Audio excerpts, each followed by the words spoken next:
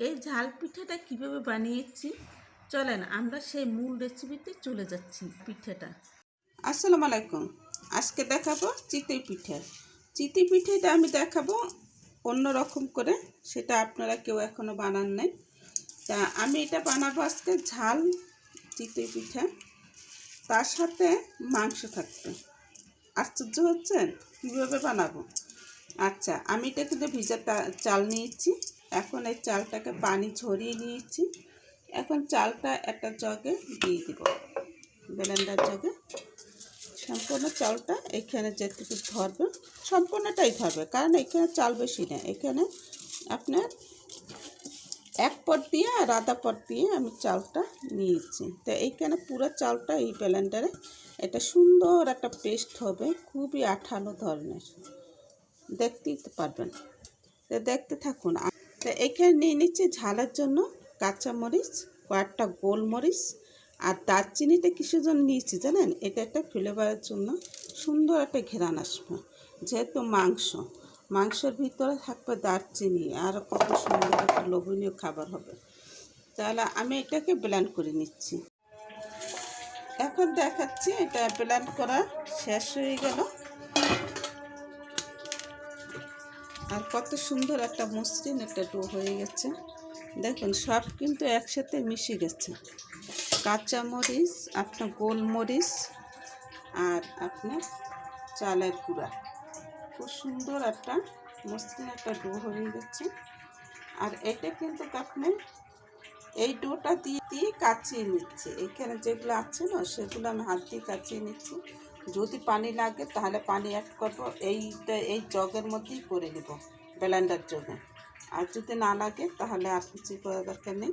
তাহলে এইভাবে করে আপনারা চালের পিঠাটা বানাতে পারবেন। আমি অল্প একটু পানি এটার মধ্যে রেখে দিচ্ছি, দিব না। এই দেখুন একেবারে কম পানি। এই যে দেখুন আমার ব্যাটারটা কত সুন্দর হয়েছে, আর একেবারে মিশ। এই দেখুন কোনো দানাদার কোনো কিচ্ছু নেই। আমি কিন্তু আপনাদেরকে হাত দিয়ে দেখাচ্ছি সরাসরি। তো এভাবে করে আপনারা কিন্তু এটাকে চাল গুঁড়ি না করে এভাবে করে নিতে পারেন, তাহলে একটু ভালো হয়। আর চাল গুঁড়ি করতে যাও একদিন পরে, তারপর আলিশে লাগে, তারপর আবার করো, এই ঝামেলা।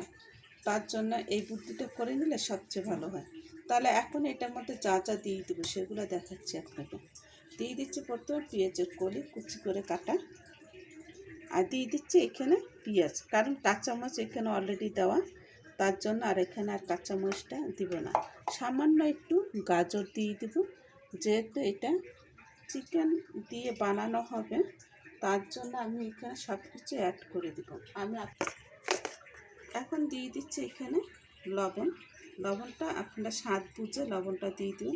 আমার চামচটা ছোট, তাই আমি এই চামচে 1 চামচ দিয়ে আর আধা চামচ দিয়ে দিলাম, কারণ বেশি লবণ হলে আবার দেখবেন মাংসের ভিতরে কিন্তু লবণ থাকবে। তার জন্য লবণটা একটু বুঝে শুনে দিয়ে দিবেন। একটু সামান্য একটু হলুদের গুঁড়া, 1/2 চা চামচের কম। আর দিয়ে দিচ্ছে আপনি মরিচের গুঁড়া। ঝালকে কতটুকু খাবেন সেই পরিমাণে মতন ঝালটা দিয়ে দিবেন, অ্যাড করবেন। যে ঝাল পিঠা হবে সেজন্য ঝালটা একেবারে দিব না, সেটা তো হয় না।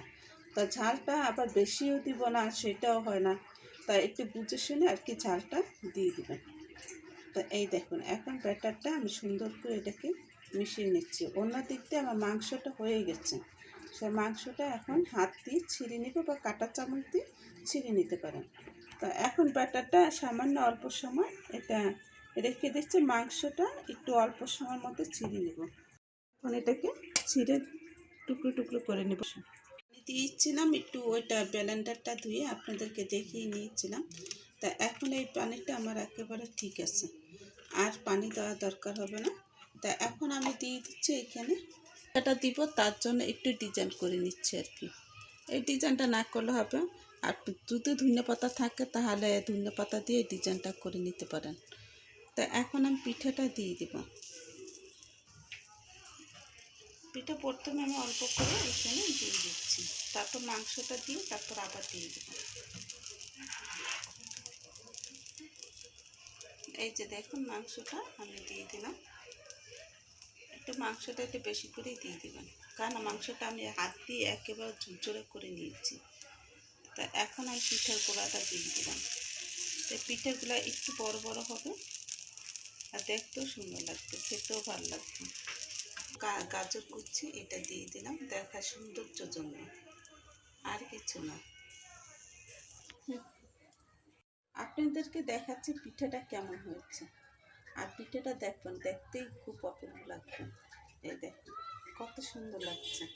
আর পিঠার ভিতরে যে মাংসটা দিয়েছিলাম সেটা কিন্তু ফুলেই গেছে পিঠা। আপনারা মনে করছেন যে পিঠা ফুলবে না? অবশ্যই ফুলবে। কেন ফুলবে না?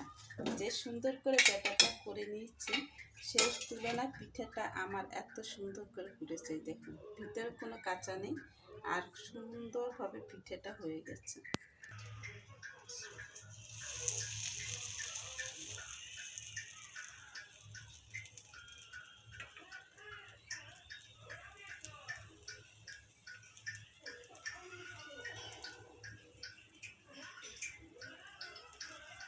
আবার মাংস দিয়ে দিলাম।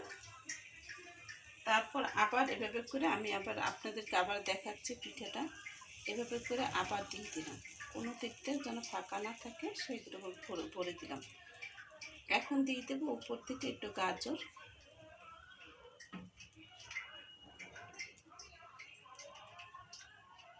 পিঠাটা এভাবে করে বানালে ছোটো বাচ্চা হতে সবাই খাবে, প্রশংসা করবে আপনি। তা আমি কয়েকটা পাঁচের কলি দিয়ে দিচ্ছি সুন্দর দেখার জন্য আর কি। এটা খেতেও যেমন সুন্দর লাগবে আর এটা দেখতেও সুন্দর লাগবে। এভাবে করে কয়টা দিয়ে দিলাম, বাচ্চা এখন ঢাকনা দিয়ে ঢেকে দিচ্ছি।